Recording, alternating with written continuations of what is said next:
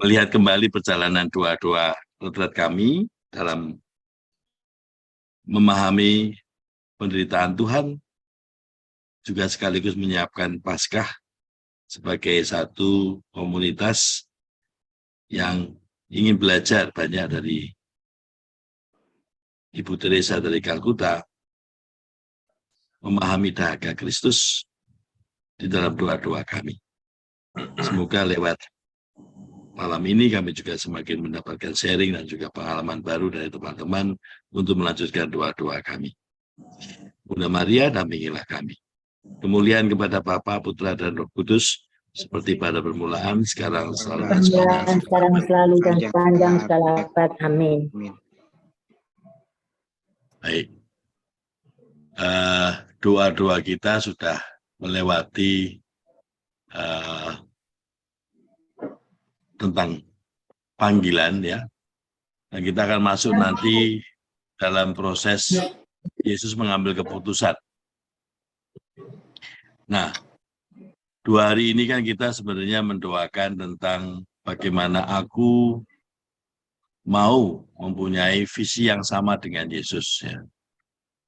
Untuk itu kita belajar dari perjalanan hidup Yesus.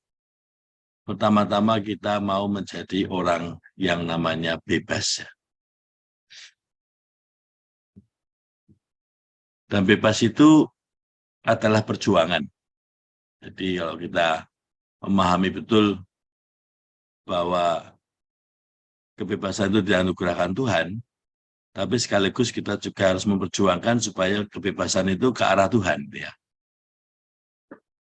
Maka dalam hari pertama kan kita belajar untuk memahami kebebasan itu adalah buah cinta Allah kepada manusia untuk semakin memuliakan Tuhan. Nah, dari foto-foto yang kita sentuh, ya, dari semua yang kita lihat gambarnya, bagaimana aku dibentuk oleh Tuhan itu kan juga suatu proses. Saya mau menggunakan kebebasan saya juga dibentuk oleh Tuhan, gitu, ya. Nah, orang yang tidak bebas itu adalah orang yang menolak dibentuk.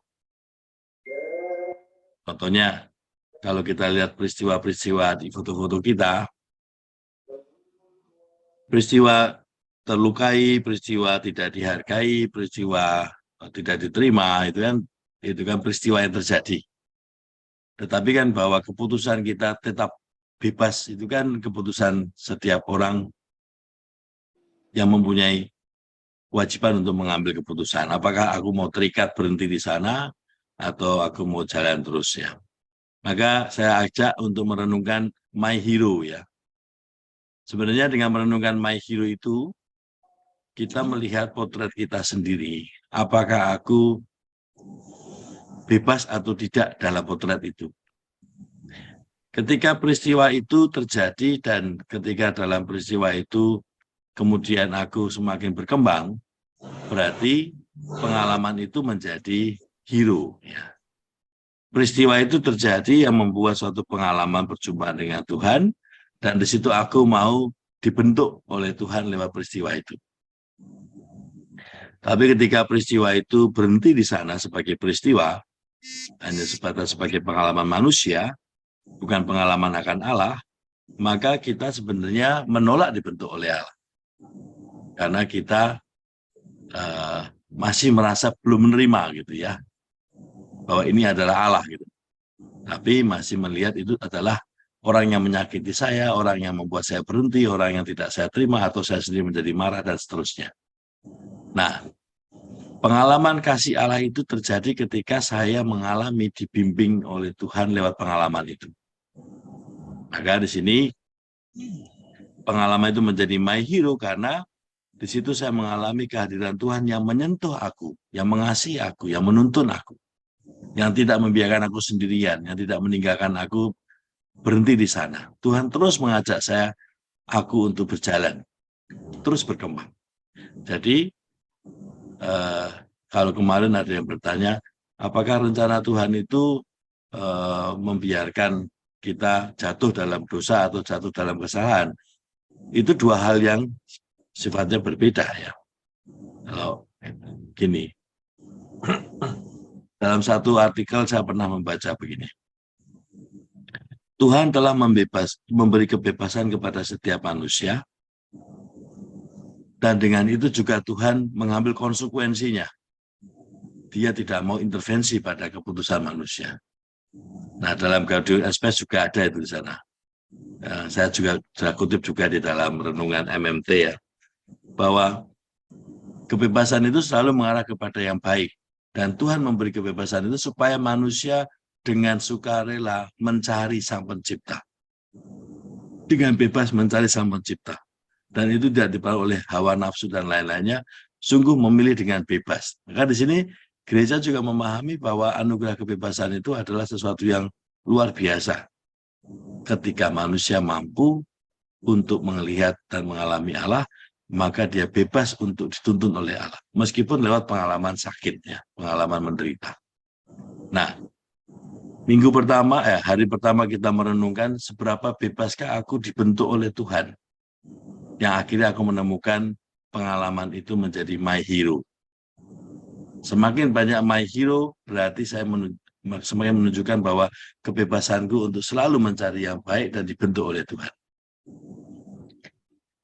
Nah, dalam hari kedua, hari Sabtu kemarin, kita hari kedua itu berarti hari Sabtu ya? Hari Minggu, Rom. Hari Minggu ya. Di situ kita merenungkan tentang hidup yang selaras dengan karya keselamatan Tuhan. Nah, di sini kita mencoba melihat bagaimana dosa itu adalah gambaran manusia tidak bekerja sama dengan Tuhan. Atau dengan kata lain, manusia tidak melihat Tuhan atau menolak Tuhan atau tidak berbuat apa-apa untuk ambil bagian dalam keselamatan Tuhan. Itu banyak ekspresinya. Nah, di sini saya mengawarkan dua permohonan. Seraya membaca bacaan Minggu Sengsara, mohon pemahaman yang mendalam bahwa dengan menghalangi pekerjaan penyelamatan Tuhan, pria dan wanita semakin banyak menciptakan dunia dan lingkungan yang tidak adil dan tidak setia. Itu satu. Lalu yang kedua, memahami betul pemahaman atas perbedaan jelas antara perbuatan jahat yang bersifat egois dan merusak dengan perbuatan yang tidak egois dan kreatif. Jadi dua rahmat itu adalah untuk menunjukkan bahwa antara manusia yang bebas melakukan tindakan yang tidak egois dan kreatif, dampaknya itu luar biasa. Dan bagaimana kalau kita melakukan yang egois dan merusak, dampaknya juga ada. Tetapi di sini yang tidak egois dan kreatif itu justru masuk di dalam yang namanya hidup sederhana dan rendah hati. Maka di sini saya mengajak Bapak Ibu untuk merawat kerendahan hati dengan catatan bahwa realitas manusia itu sesungguhnya jatuh ke dalam yang namanya semakin menjauh dari Tuhan, dia akan merusak. Semakin mendekat kepada Tuhan, dia akan menjadi rendah hati. Nah, ambil bagian dalam karya keselamatan Tuhan adalah dengan semakin menjadi rendah hati. Karena di sana Tuhanlah yang menjadi tujuan, yang dimuliakan. Manusia sungguh hanya sarana untuk memuliakan Tuhan. Dan inilah yang dalam Filipus ya, yang kemarin kita baca dalam Minggu Palma, bacaan kedua apostolis ya, dia sebagai Allah tidak mempertahankan kesetaraan sebagai Allah sebagai sesuatu yang diperjuangkan, malah dia mengambil sebagai manusia dan manusia yang hamba ya. Nah, di sini menunjukkan kerendahan hati Allah, kerendahan hati manusia Kristus sebagai Allah tidak dipertahankan kesetaraan, tapi dia memilih sungguh-sungguh menjadi manusia yang menjadi hamba. Maka kemarin saya melihat malah tema Minggu Palma itu cocok dengan tema ini yang hari Minggu itu. Hidup yang selaras dengan karya keselamatan Tuhan, tiada lain adalah semakin menjadi rendah hati. Nah, hari ini, hari ketiga, hari Senin, ya, kita temanya adalah kerendahan hati yang lahir dari kesetiaan dan, temanya adalah hubunganku dengan Yesus, mendengarkan panggilan Yesus ya, hari ketiga. Saya mencoba mengajak Bapak Ibu untuk bertanya, apa yang aku sudah amini sebagai panggilan dalam hidupku? Bagaimana menemukan panggilan itu adalah dengan bagaimana aku semakin punya banyak pengalaman let go dan pengalaman let God. Nah, saya memberikan beberapa pertanyaan. Mulai dari bertanya, siapakah diriku? Gitu. Apakah aku selalu menjaga kebebasanku dari dunia dan mengarahkan kebebasanku untuk memuliakan Tuhan? Lalu dari tentang my hero ya, siapa yang mengatakan aku semakin mengalami pengalaman yang berharga sebagai pahlawanku?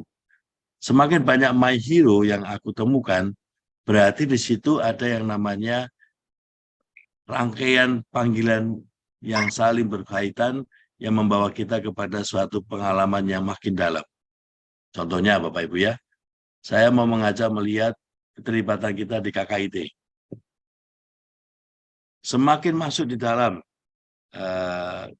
keterlibatan di dalam KKIT, dalam Love in Action, dalam segala bentuk doa, dan semakin kita menemukan ada sesuatu yang membuat kita terus ingin di sana. Dan itu adalah panggilan. Ini saya mau sharing nih. Bu Sinta sering cerita pada saya. KKIT bukan lagi suatu kelompok atau suatu, itu panggilan ya. Panggilan di mana di situ ada pengalaman berjumpa dengan Yesus. Panggilan di mana saya semakin mengalami Yesus. Nah, ini kan menjadi suatu kejelasan ya bahwa masuk di dalam KKIT itu tentang Yesus gitu. Nah, sekarang pertanyaannya, misalkan saya sebagai Yesuit gitu ya. Lalu bagaimana dengan posisi saya di dalam keberadaan di KKIT gitu. Nah, banyak yang bertanya tuh, saya bilang mau di Yesuit, mau di KKIT semua tentang Yesus. Nah, kalau pengalaman di KKIT itu semakin membuat saya mengalami Yesus secara personal, berarti kan itu panggilan juga. Bahwa di dalam panggilan ada panggilan dan ada panggilan itu kan berarti Yesus selalu memanggil kita untuk semakin dalam gitu. Nah, bila spiritualitas Ibu Teresa yang diamini oleh banyak orang sebagai spiritual idols, lalu itu menjadi sesuatu yang memberi makna dari hari-hari kita, itulah panggilan Yesus. Maka di sini Bapak Ibu, kalau kita bicara soal panggilan, kita tidak bicara soal yang terlalu jauh ya. Karena apa? Kita sudah ada di depan kita tentang bagaimana aku berrelasi dengan Yesus. Nah, yang menarik bahwa kali ini kita mengadakan Oksidium di masa hari suci ya. Nah, ini baik ini saya rasa.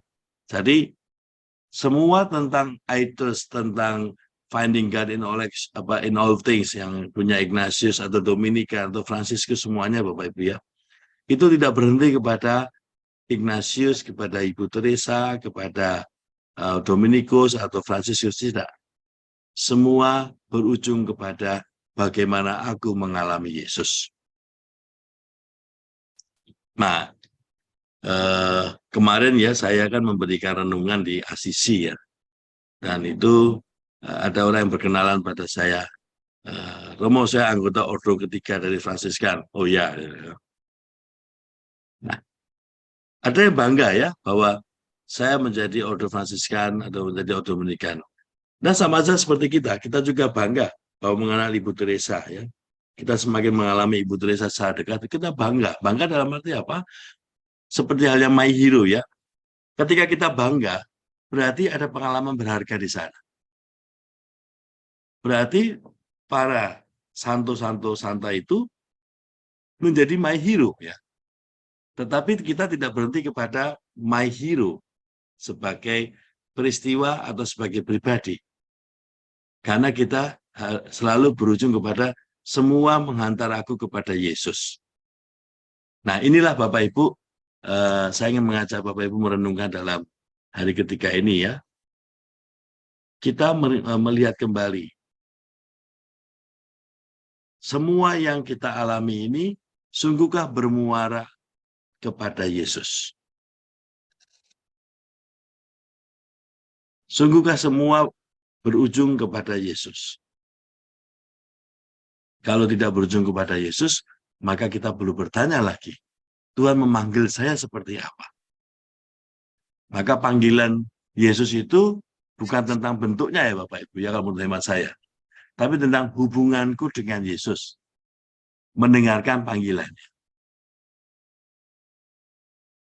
Nah,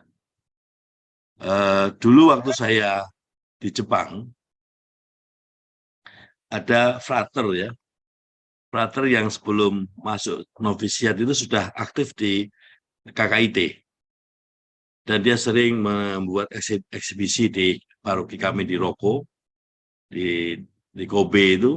Dan beberapa kali dia membuat pameran tentang Ibu Teresa. Dan banyak orang tersentuh ya. Lalu yang menarik apa? Beberapa Romo Yesus mengatakan, wah ini kalau seorang yang senang Ibu Teresa masuk Serikat Yesus nanti malah bingung lagi. Saya waktu itu belum tahu banyak tentang Ibu Teresa. Dan ternyata dia terus sebagai Yesus dan sampai sekarang dia jadi Romo juga. Dan dia tetap menghayati itu dan punya banyak jejaring dengan Ibu KKIT dengan KKIT ya. Dan selalu menjadi inspirasi bagi dia. Nah, dengan kata lain apa Bapak Ibu? Spiritualitas Ibu Teresa dan hidupnya itu selalu menjadi inspirasi. Dan Ibu Teresa tidak menawarkan bentuk. Maka ia kan, menurut hemat saya ya, kenapa dia menghentikan secara organisasi KKIT? Kalau organisasi itu menghambat perjumpaan dengan Tuhan dan menghambat perjumpaan dengan orang yang tersingkir, untuk apa organisasi itu? Lebih baik langsung berjumpa dengan orang miskin tanpa melalui suatu perantara organisasi gitu. Nah, yang diberi catatan oleh Ibu Teresa, saya masih ingat waktu itu di dalam waktu dia di Oslo atau di mana ya, dia ngangkat apa namanya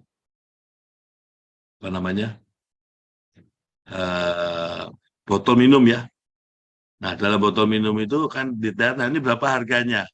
Sekian euro ya. Terus dia ngitung sekian euro ini berarti untuk orang-orang yang di India itu dapat makan berapa gitu ya. Lalu dia nanti menjadi kritis. Lah kalau gini saja acara seperti ini menghabiskan sekian banyak orang, mengapa kita harus mengadakan pertemuan sebesar ini kalau ini bisa kita berikan kepada orang miskin? Jadi cara berpikir Ibu Teresa sangat sederhana, tapi sangat dalam. Ketika bentuk menghalangi kita untuk berjumpa dengan Yesus, maka kita perlu mereview bentuk apa yang membuat kita semakin sederhana berjumpa dengan Yesus. Nah, panggilan Tuhan itu selalu mengingatkan kita. Mengingatkan apa? Aku loh tujuannya gitu loh. Makanya let God ya. Datanglah kepadaku, let go. Gitu. Nah, let go-nya itu ada banyak hal yang bisa kita lepaskan. Kalau kacamataku ini mengganggu melihat Yesus, ya udah aku lepaskan kacamataku ya. Kalau apapun namanya, bentuknya ya. Nah, maka di sini Bapak Ibu, saya menulis di dalam bagian yang terakhir ya, dalam bahan doa ya, memperdalam hubungan dengan Yesus dan pengalaman doa yang intim dengan Yesus baik secara individual maupun komunitas. Ya. Jadi begitu pentingnya bahwa kita itu berdoa, tapi juga begitu pentingnya kita itu berkomunitas. Komunitas yang tidak didasarkan kepada pengalaman personal dengan Tuhan, akhirnya menjadi organisasi. Pengalaman personal yang tidak mempunyai keterkaitan atau keterhubungan dengan komunitas, akhirnya menjadi kebutuhan pribadi. Ya. Nah, dua-duanya menjadi satu. Saya mengalami Allah secara personal, pengalaman personalnya aku bawa ke dalam komunitas, dalam perjumpaan dengan komunitas aku menemukan Allah yang menguatkan, aku bawa lagi ke dalam doa pribadi. Nah, ini kan yang ditampilkan dalam video tiap hari mereka berdoa, mereka ekaristi, dan menemukan Kristus dalam ekaristi, dan akhirnya mereka juga menemukan Kristus dalam pelayanan, love in action. Dan itulah begitu. Maka kalau saya mengambil dalam konteks love in action ya Bapak Ibu ya, kalau kita love in action tetapi tidak punya pengalaman personal yang terus-menerus dibangun dengan Yesus, maka Ibu Teresa mengatakan kita ini bukan pekerja sosial ya. Kita ini bukan orang yang tergerak karena sosial. Kita ini tergerak karena Kristus. Ya.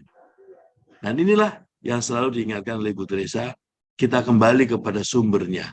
kita mengarah kepada sumbernya. Karena itulah yang membuat kita semakin masuk ke dalam orang-orang yang memang Yesus hadir mengundang kita untuk datang.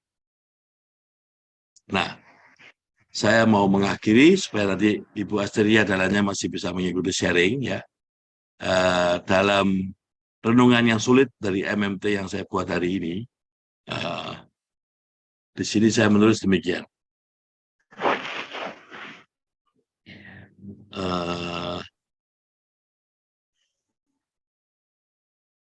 Let go dan let God itu tidak secara otomatis tentang relasi Tuhan. Maksudnya bagaimana? Manusia berbuat baik sesungguhnya untuk let God. Namun ketika let go dilakukan tanpa relasi dengan Tuhan, maka let go hanya menjadi alasan untuk melepaskan kesetiaan, kesungguhan, kejujuran, karena adanya dominasi ketidaksetiaan, kemalasan, dan kekhawatiran. Nah, saya pikir ini yang kalimatnya nggak gampang ya. Nah,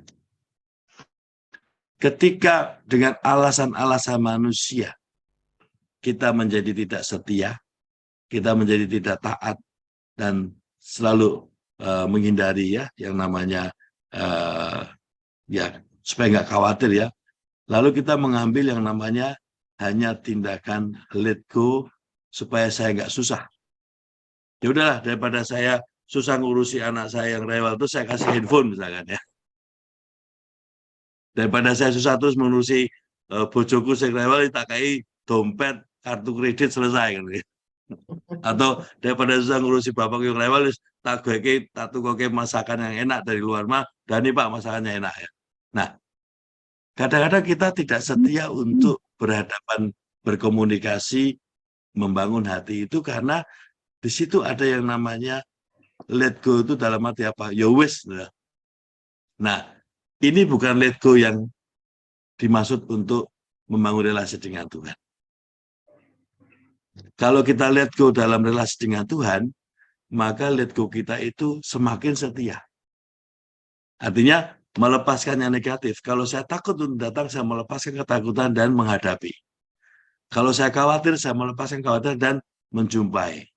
Kalau saya takut disalahpahami, saya melepaskan, saya bertanya dan menyapa. Nah, inilah sebenarnya let go yang dalam kaitan dengan relasi dengan Tuhan. Let go tanpa relasi dengan Tuhan, akhirnya yo wish. Tapi let go yang dalam relasi dengan Tuhan, maka saya menghadapinya, it's okay gitu loh.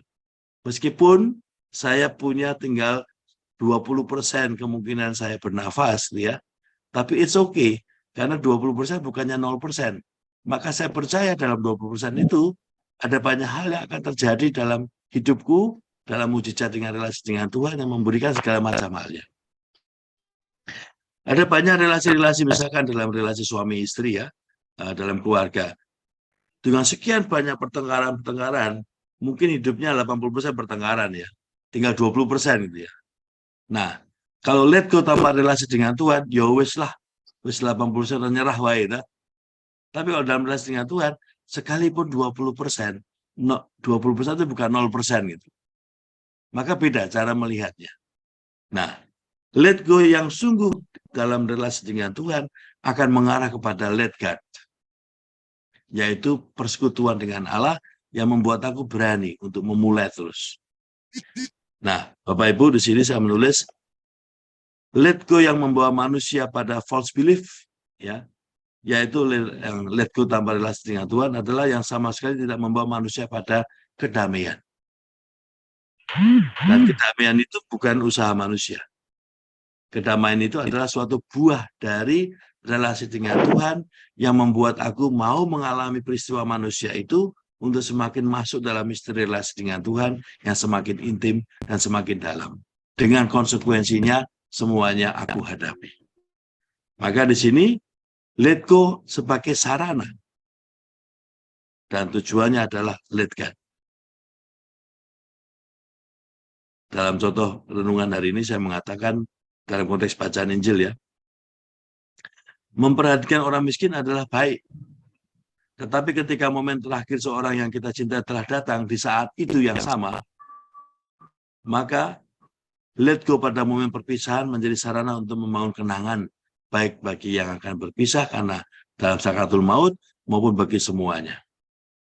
Maka di sini Bapak Ibu, kita semakin menemukan bahwa let go yang membawa kita kepada Tuhan adalah lewat kesetiaan setiap hari kita membangun relasi dengan Tuhan dalam bentuk yang konkret. Dan ini dalam kutipan dari bukunya Ibu Teresa, saya menulis dari salah satu Call to Mercy ya. Jika sekalipun seorang ibu dapat melupakan anaknya yang terjadi dalam aborsi, aku tidak akan melupakanmu. Aku telah mengukirmu di telapak tanganku. Dan semuanya itu menjadi bagian dari hidupku. Nah, karena apa? Karena kamu berharga bagiku. Nah, ini Bapak Ibu yang saya ingin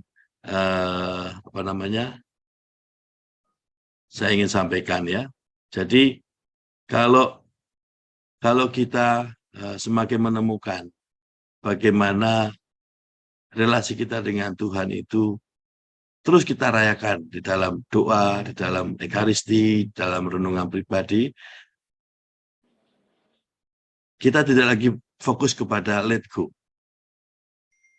tapi kita fokusnya menjadi let God. Nah, ini yang menjadi tanda bagi kita adalah satu. Hari-hari kita itu kalau selalu kita rayakan dalam relasi dengan Tuhan, berarti hari-hari kita itu selalu penuh dengan tujuan yang besar ya, tujuan yang kekal. Tapi kalau hari-hari kita tanpa relasi dengan Tuhan, maka tujuannya itu sangat pendek-pendek dan bahkan hanya sebagai sarana. Atau dengan kata lain, relasi dengan Tuhan selalu membawa kita pada tujuan yang besar, yang kekal. Relasi dengan Tuhan hanya tujuan yang pada akhirnya menjadi sarana. Nah, relasi yang besar itu apa? Setiap dari kita adalah tujuan berjumpa dengan Tuhan. Maka Ibu Teresa selalu mengatakan, Yesus yang tersama dalam diri orang kecil itulah tujuanku, melalui mereka aku berjumpa dengan Tuhan. Tapi kalau tujuan kita sementara, misalkan banyak yang pusing memilih makan tahu atau tempe, ya, atau memilih pakai mobil warna putih atau warna merah, itu berarti kan tujuan yang sementara. Kalau itu saja kita selalu tidak bisa let go, bagaimana bisa let God? Maka saya yakin di sini semua sahabat-sahabatku ini adalah orang yang sudah fokusnya pada let God ya, bukan lagi let go. Karena apa? Karena di sini sekarang malam ini. Kalau enggak sudah tidur, sudah ke tempat mall, sudah jalan-jalan kemanapun, sampai yang nyupir saja sambil melihat Zoom ini loh. Pak Tommy itu kan kemarin tidak menyupir, Pak Winardi juga ya. Halo? Nah, itu kan sudah menunjukkan bahwa relasi kita dengan Tuhan itu yang selalu menghidupi hari-hari kita. Semoga penjelasannya menambah kemungkinan untuk memahami tulisannya. Semoga. Demikian Pak Winardi. Ya, terima kasih Romo. Jadi